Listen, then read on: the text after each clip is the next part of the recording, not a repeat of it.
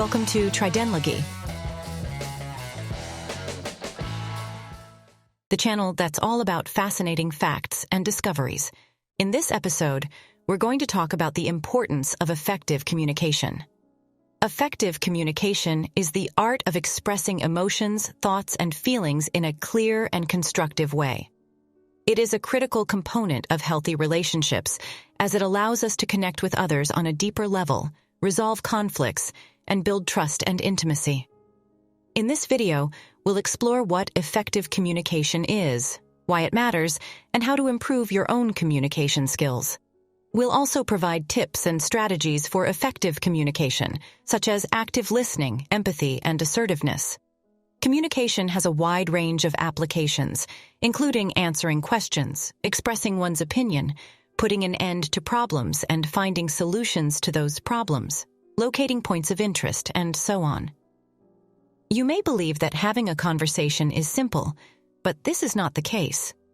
Furthermore, there is frequently misunderstanding among those involved, which can result in discrepancies between the outcomes intended for a specific task and the outcomes that actually occurred for that task. The confusion that results as a direct result of this can strain your relationship with someone you care about. If you want to help young children understand what you're saying, you must be able to communicate clearly. The manner in which you express yourself here is extremely important. Children's cognitive development before the age of 11 is still in the pre-operational cognitive and concrete operational stages. A few more difficult words are still beyond the child's comprehension. On their own, they have been unable to piece together the decision-making process or the implications of those decisions.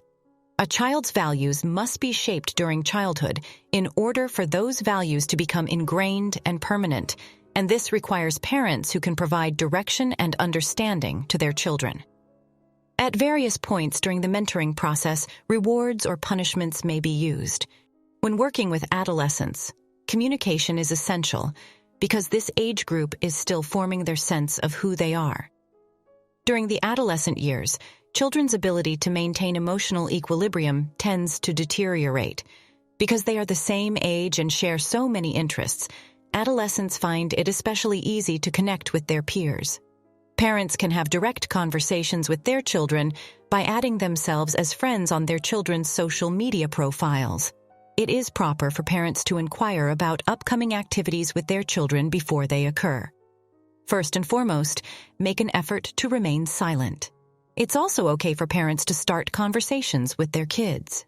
A child of this age is capable, albeit on a basic level, of considering the various outcomes that could result from their actions.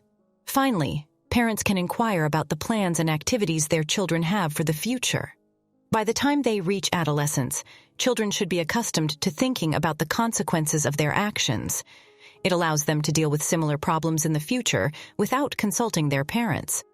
A parent's responsibility is to guide their child in the right direction by providing an accurate forecast of the potential consequences of the child's actions. It is no longer expected of parents to teach morals to their children.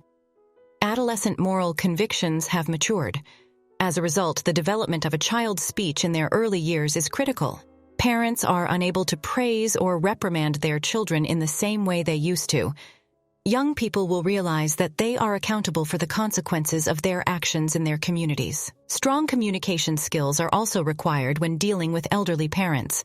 The elderly are prone to erratic emotional outbursts, especially if they are physically unable to contribute anything. This is especially true when they are by themselves. Furthermore, parents may mistakenly believe that their children consume more salt than they do on a daily basis. People who are older and accustomed to a certain standard of living, having power, during times of prosperity, are more prone to post-power syndrome. It is not always easy for a child to communicate effectively with their parents. There are still sensitive issues to be addressed. As a result, the ability to communicate with others is absolutely essential. Thank you for watching this video. Don't forget to subscribe to my channel for more content on personal development and self-improvement. See you in next video.